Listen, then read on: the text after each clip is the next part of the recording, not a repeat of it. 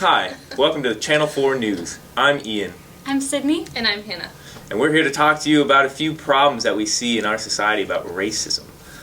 So racism and structural barriers for people of color are still relevant today. This is evident within the education system, which will be discussed in today's program. In order to change the problem, we have to see the problem. Before we begin, we will clarify the definitions of some terms that are commonly used or misused.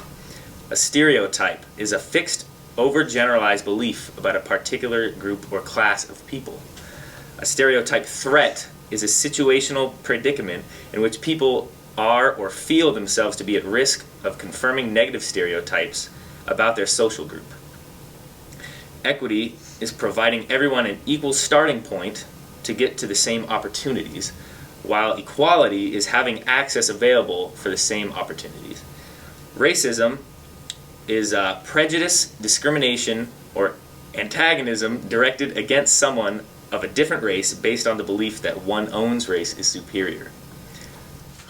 In our scenario, we have two girls, one white and one of color. Both girls regularly attend school and have stable home lives, as you can see. Welcome back to Channel 4 News.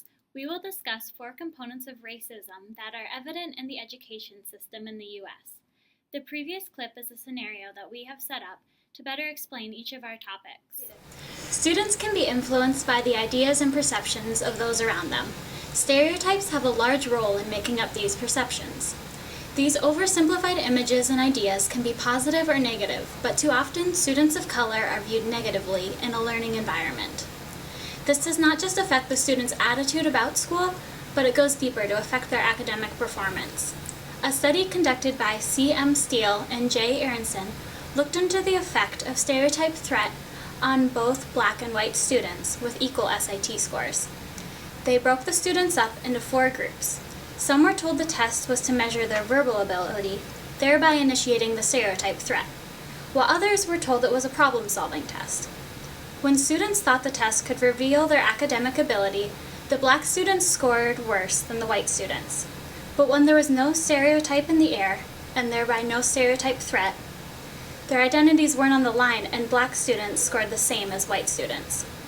Students should be eager and feel capable of learning regardless of their race, but in environments where they feel that their identity is being determined by a stereotype, the influence on the stereotype will be present. Both girls have been given overgeneralized stereotypes that supposedly define them. The white girl is depicted as intelligent, driven, and has a plan for her future, usually involving college and a career. On the opposite side, the girl of color is often stereotyped as unintelligent, lazy, and apathetic about the future. Both of these stereotypes subconsciously affect their academic performance, especially due to the influence of teachers, peers, and authority. Advanced placement or college preparatory classes are becoming a widely available resource for high school students. It would only make sense to provide 2 students with equal grades, equal opportunities for these college preparatory classes. However, more and more we are seeing this isn't the case. College-bound students need these classes as a resource to get a feel for the rigor of college classes, ensuring they will succeed academically their freshman year and beyond. On top of this, having a pass-fail or scoring well enough on an AP exam can influence a student's acceptance to a school. A study done by J. Oakes and J. Gittin in their book Matchmaking: The Dynamics of High School Tracking states that black and Latino students with high grades and high test scores are less often tracked into honors or AP classes than their white classmates with similar credentials. The study goes on to say that the schools with a higher percentage of students of color offer fewer of these college prep classes than schools with predominantly white students. With these 2 facts combined, they conclude minorities are less likely to gain admission to college. In a society of equal opportunity, knowing this kind of threatens our view of a just education system. After this next demonstration, we'll send it off to Kirsty in the field. For instance, if the white girl excels in math, she is much more likely to be placed in advanced math. Due to the color of her skin, she is deemed capable. However, if the girl of color excels equally in math, she is less likely to be placed in an advanced class because she is deemed incapable.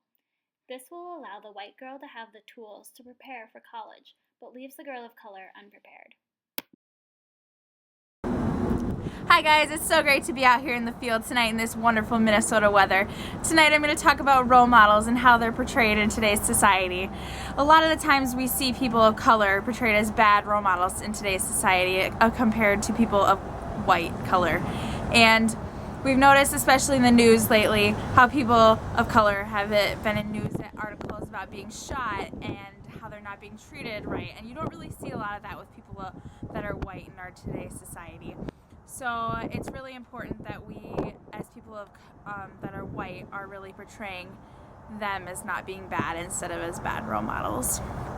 Another thing that is really important for people of color to remember is that there are good role models out there. They're just not in the media, which is really unfortunate because there should be more in the media. But some people who are in the media and in the news today are people like our president's family and some business people. But some negative role models would be like rappers and stuff. And that's all we really get to see. We don't really get to see the doctors and the lawyers like we do as white people in society. So we need to start putting people of color in the news as good role models. And back to you guys. The white girl has positive role models that are in powerful positions in society. The girl of color does not have as many role models that are in prominent positions in school or business. We're all aware of the Brown versus Board of Education situation, where segregation in public schools was declared a violation of the 14th Amendment. However, fast forward 60 years and we can still see the same inequality and injustice that once occurred. There are fewer resources available to schools in the inner city where there's substantially higher minority, much of which is due to white businesses moving toward the suburbs. It has been proven through a study done in 2012 by the Center of American Progress that more money is spent on schools where white is the majority, with schools that are 90% or more white receiving an average of $733 more per person. Another study done by the U.S. Department of Education showed that students of color get unequal course offerings. 1/4 of schools with majority Black and Latino enrollments do not offer Algebra 2, and 1/3 of those schools don't offer chemistry. Equal and equitable education opportunity for each and every child in America is not happening under our current education and accountability system, which is leaving millions of low-income students and students of color behind. Chief Justice Earl Warren wrote these now famous words, "In the field of public education, the doctrine of separate but equal has no place." 60 years later, most, though not all, American schools are as segregated as they have ever been. As far as academic resources go, the white person will be given more money and course options than the person of color. This provides unequal opportunity between the two.